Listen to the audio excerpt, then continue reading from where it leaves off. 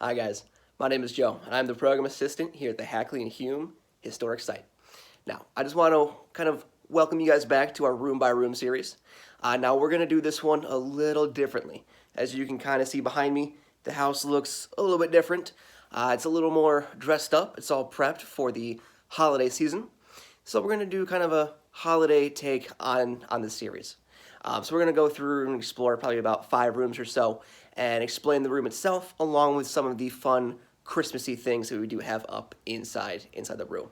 And so first one up is the second parlor inside the Hackley house. Okay, so first things first. So the second parlor here would have been used as more of like a family room or den type space.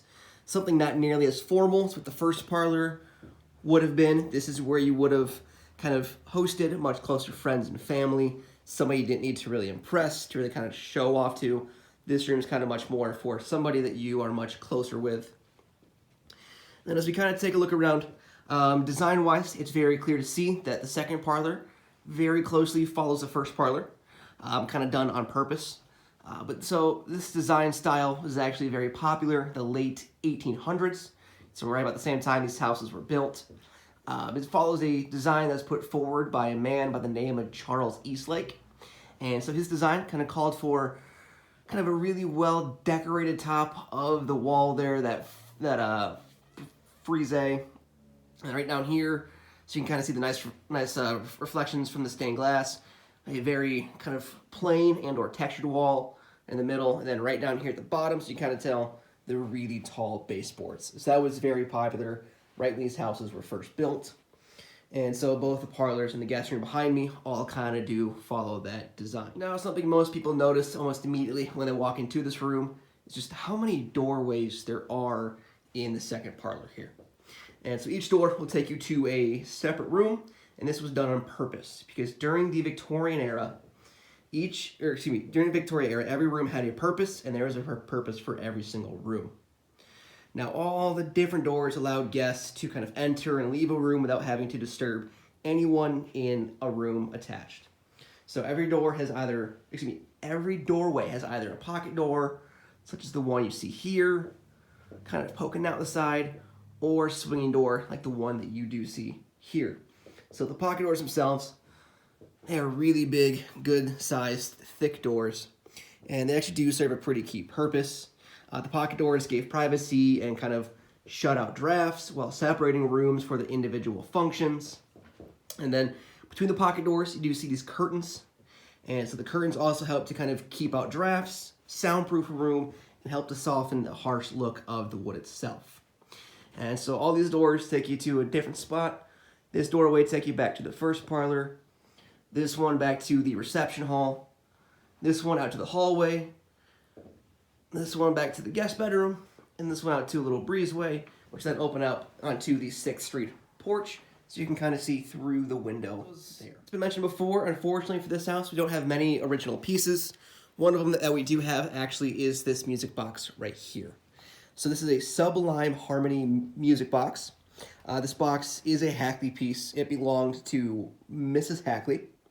And this box is a little bit impressive because most music boxes then played 1, maybe 2 songs. This one will flip through right about 12. And then next to the box here is the man of the house himself, Mr. Charles Henry Hackley. So this portrait of Charles was done by a close friend, Mr. E.A. Turner. So Mr. Turner was a friend of Charles and a close enough friend where Charles actually had paid for Turner to travel to Europe to further his artistic kind of schooling and his As we move toward the fireplace, this fireplace right here is probably the most unique one in the entire house. And with this house being home to 7 fireplaces, that's saying something. So right away, directly above the fireplace, we do notice the stained glass window. And so the stained glass window is really pretty, but it does seem a little out of place because typically that's where a chimney goes, directly above a fireplace. So in order to put that third stained glass window in, as you have ones that flank it on each side, the architect for this house, and actually for the Hume house as well, Mr. David S. Hopkins, he used a system that's known as the split flue system. So the chimney itself actually splits up along either side of the fireplace, and on either side of the window here, and connects with the fireplace directly above it. And so this fireplace would use one side, the fireplace upstairs would use the opposite, and that way both fireplaces could have their smoke leave the house and still put that stained glass window in. Because not only does this thing look really pretty, it also serves a very key purpose. And so, as you kind of take a look towards the lights in here, they're not exactly the brightest. So these are kind of dim to give the same look as gas lighting. Because Charles, when he stayed here, he never did switch his house over toward power. He stayed with gas. And so on a dark day, these don't give a whole bunch of light. So all the stained glass windows, kind of all over this house, do allow more natural light in and really help brighten up the room again, which kind of makes a day like today even more fun, because not only can you see the glass really, really well, but also you kind of saw back here, it gives you a really nice rainbow effect. And so, as you can see, this room is beautifully decorated for the holiday season. So a big thank you goes to the Women's Division of the Chamber of Commerce for volunteering their time and their decorations to make this room look amazing. So the 1800s were key to the transformation of Christmas becoming the holiday that we know now. Prior to the mid to late 1800s, the holiday wasn't nearly as commercialized or as big of a deal. In fact, many businesses didn't even recognize Christmas as a holiday. But as Christmas became more commercialized thanks to more industrialization, making things more accessible to the common person, the day grew in importance. And then one aspect of the holiday that this room demonstrates beautifully is the holiday greenery. So kind of see the greenery hanging in the windows, going across the mantle, right down here towards the bottom. So the greenery used for decorations was so common that it was referred to as Christmas. So this was done as far back as 1706. So when it comes to this room, it is safe to say that this room is Christmas from top to bottom.